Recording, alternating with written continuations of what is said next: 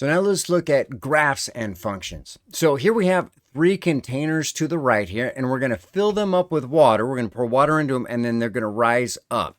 So each of these graphs correspond with the height of the water that's in the container. Okay, so this one fills up the slowest, and that's going to go with A, because A, as you put water in, you have to put more water for it to rise 1 inch versus the other ones. Okay, so and that leads us kind of to the next one. This one rises faster than this one, so it's going to be skinnier. So as the water goes in, it's going to rise faster for the same amount of water as A, but because it's skinnier, it goes up the tube faster. Okay, and then the last one there, that's C, is going to go with this graph here. At first it's rising slowly, the water height, and then it kind of at the top here it rises faster.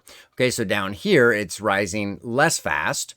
As you put water in, it's just going to fill up just a little bit at a time, and then here it's going to rise up faster. Okay, so that's going to go with C there. So that's kind of the relating scenarios with graphs and back and forth